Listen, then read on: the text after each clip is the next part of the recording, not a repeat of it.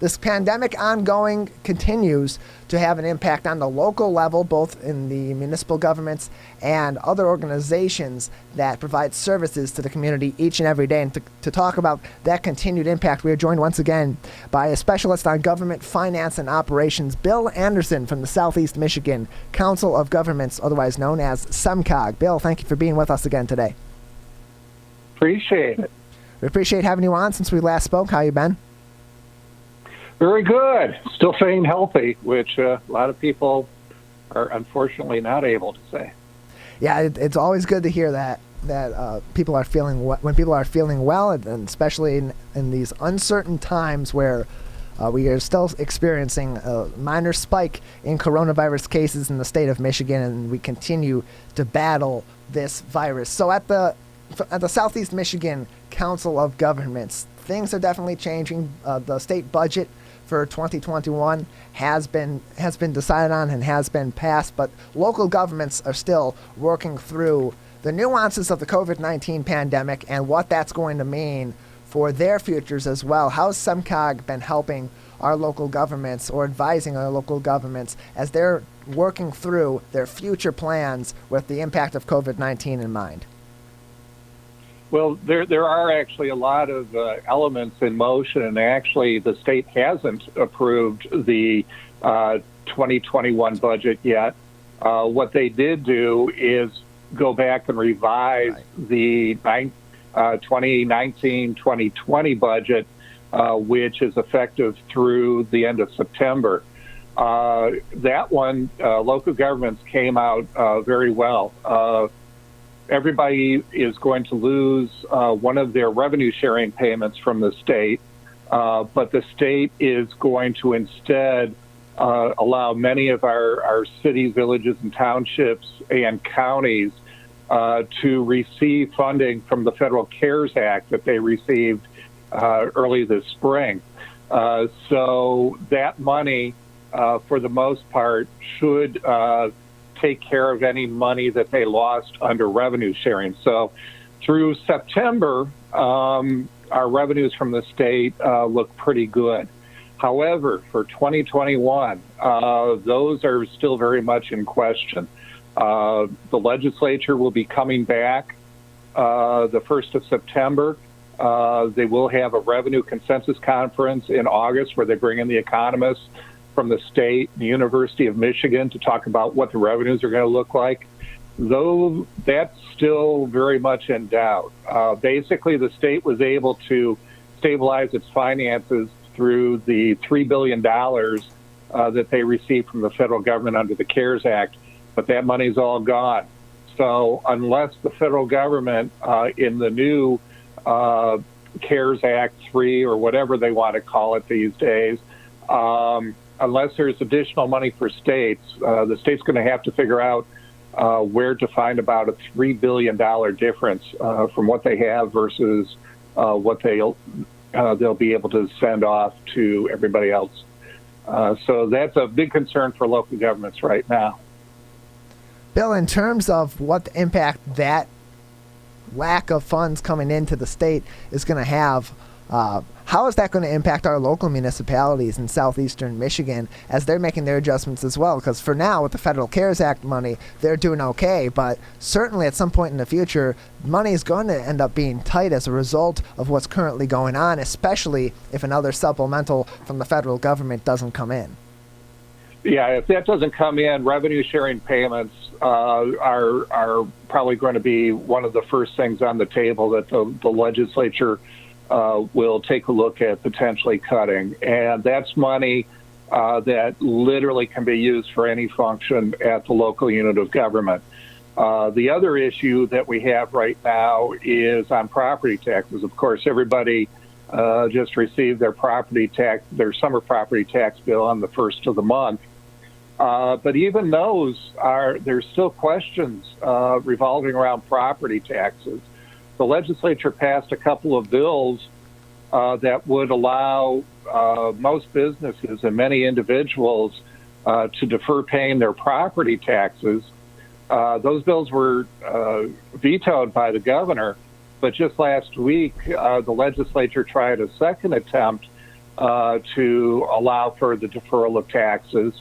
But that bogged down in the Senate last week when they figured out that a good chunk of that money would have been state school aid money and potentially cause a pretty an additional budget deficit for the state. So there's a lot of people that are trying to deal with property taxes, but it's a very difficult situation to make sure that local governments have enough money to keep operations flowing, and the state doesn't go into deficit, which they can't do under the Constitution.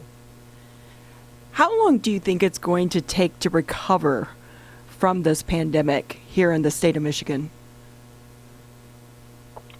You know, it's interesting to see what's going on. For instance, when you look at the revenue statistics out of the state, we're actually doing better on revenue than a lot of the economists thought back in May.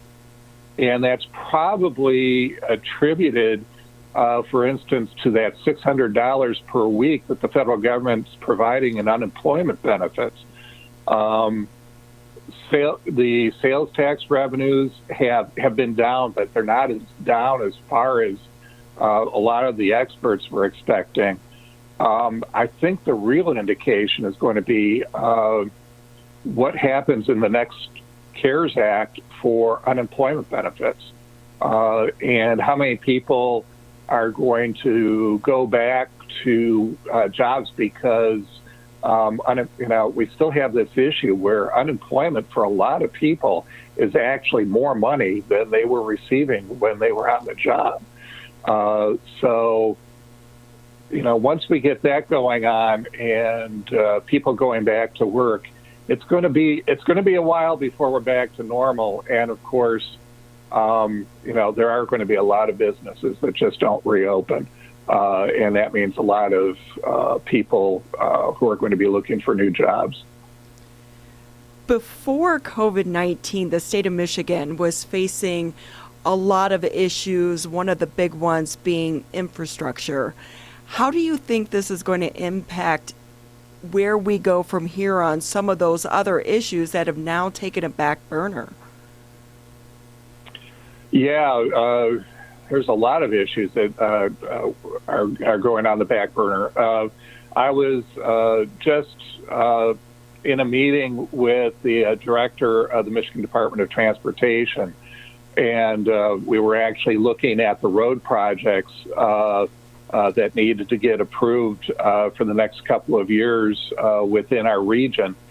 And the governor is moving ahead on going out and borrowing funds so that we can move forward on fixing up, especially our freeways. And that's going to mean more construction on 96, 696, I-75, I-94 downtown in Detroit, and actually some construction on US 23.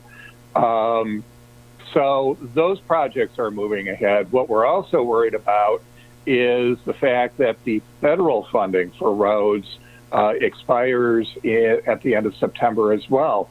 So Congress not only has to figure out what to do with all the pandemic funding, they have to figure out what's going to happen with all the federal funds for construction. That's well over $1 billion a year that comes into Michigan.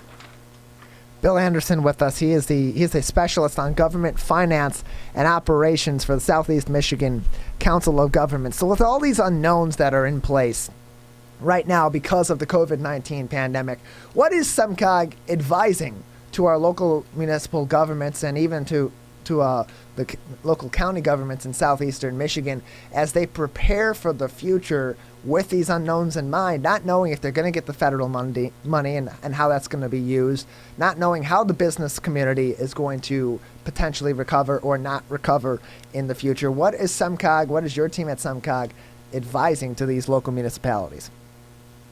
First advice is going back to the Boy Scout motto, be prepared.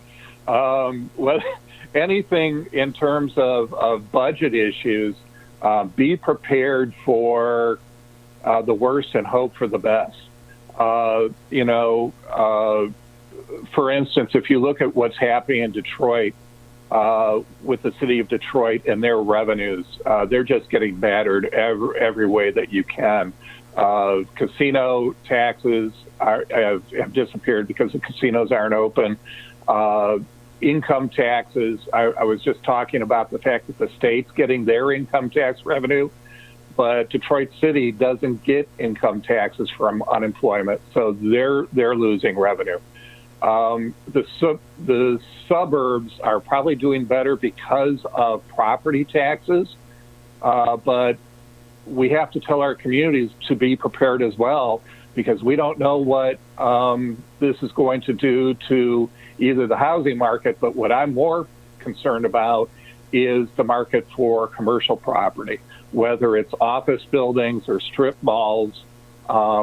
Life is changing, and there's a serious concern that values on those kinds of properties are going to go down, which then means property taxes potentially will go down in the future from those kind of properties. Housing, I think, at least at this point, seems to still be holding its own. Bill Anderson with us. He's the specialist on government and finance operations at the Southeast Michigan Council of Governments. Bill, just another couple minutes with you before we got to let you go. Anything else that's important for us to know at this moment in time, or anything else that you'd like to touch on today before we let you go? Well, I was wondering whether you wanted to get into a little bit of the recent Supreme Court case that came out on foreclosures, where Sure. Local governments, when people don't pay their property taxes, have the ability to foreclose on the property. And the state Supreme Court came out and said that while foreclosures are still going to take place, any extra revenue from the sale of the property has to go back to the owner of the property. And I think that's going to change how we do business in the future as well. The biggest concern is keeping those properties in a condition where they don't become blighted. And what a lot of people probably don't realize is that when properties start going through foreclosure, and you probably see it on all the TV shows where people buy foreclosed property from the banks, you never know what you're going to be walking into when you buy one of those properties. Well, when local governments are taking them over, they've got to go in and try and maintain those properties. And this Supreme Court decision, while I can respect exactly where they're coming from, it's probably going to mean a lot of very serious looks at the procedures that we go through in terms of getting that money back to the property owners. Of course, the first question is going to be how much this is going to tie up the courts, because the first thing you have to figure out, who is the property owner and how much of it do you own? Is it the person who was living there? Was it the mortgage company? Or was it a person's brother-in-law who happened to loan them some money to get the house in the first place? So with that being the case, what complications could that provide to our local municipalities, particularly to the counties that are involved with this and determining that? Because they're already seeing issues with the current policies in place. But with those changes, what should they be prepared for? What should these counties be aware of as they're carefully adjusting to this new normal, so to speak, with this ruling? I think, again, it is one of those issues that just created another uncertainty in terms of what kind of revenues are going to come in. If the local treasurer and then the county treasurer are not able to collect property taxes, those monies effectively are taken out of the budgets of all the local governments that they're collecting for, be it the schools, the library, the local city or township, the county.